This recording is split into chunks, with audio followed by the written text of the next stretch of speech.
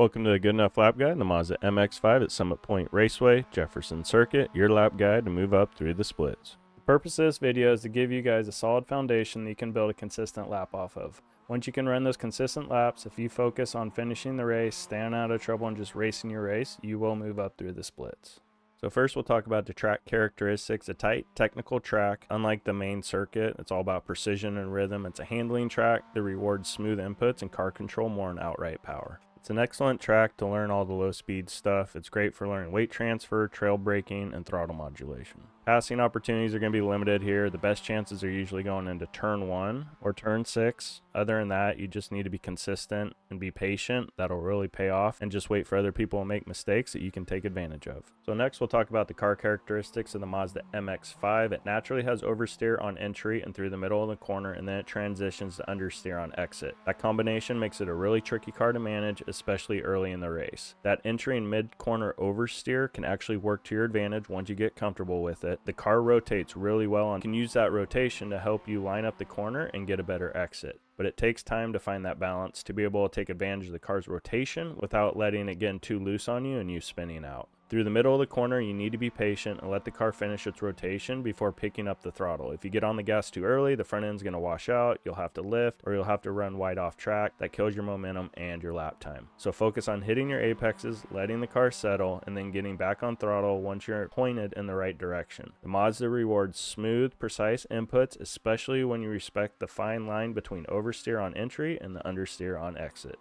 You're going to want to be careful on the first lap or two when the tires are still cold, because the rear end's going to want to snap around on you. There's no grip back there. If you overdrive the entry, it's just going to go loose on you. Once the tires are up to temperature, typically around laps 3 or 4, the car will become much more stable and predictable. The weather for this lap was 70 degrees Fahrenheit or 21.1 degrees Celsius. The track temp was 85 degrees Fahrenheit or 29.4 degrees Celsius. The lap time was a 53.582.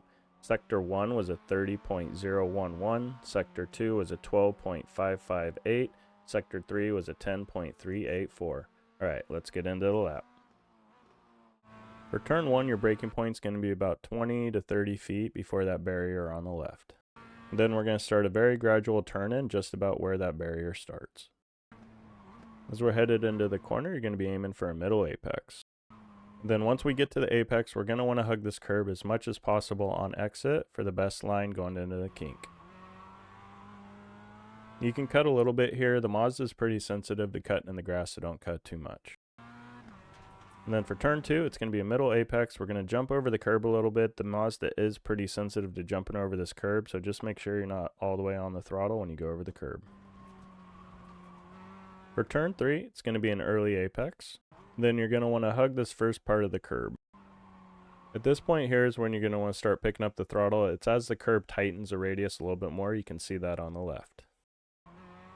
The car is going to naturally want to float out, so we're going to float out to the middle of the outside lane. Now this section right here where you get back on the throttle and you let the car float out and you're trying to get the best exit out of turn 4 is the trickiest part of the track for me, just because the car seems so on edge and out of balance. The right side of the track actually might be a little off camber too, and on top of that you're in first gear, so there's a lot of factors going to the car wanting to spin out, so it's going to take a while to get the balance of the car through this part of the corner to make sure you don't spin out and get a little bit more comfortable with it, but you're always going to kind of be uneasy through this part of the track.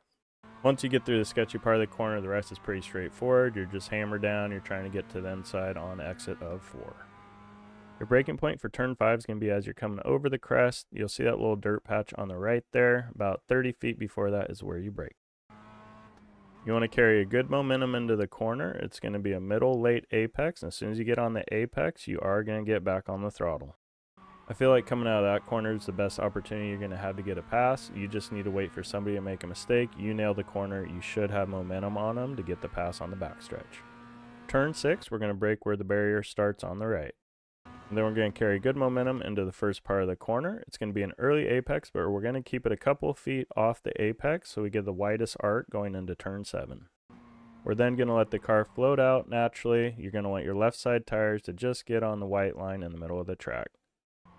Once we get to that point, we'll begin our turn in for turn 7. We'll get back on the gas roughly around where the shadow from this pole is coming across the track, and then you'll be aiming for a late apex. Don't touch the curb.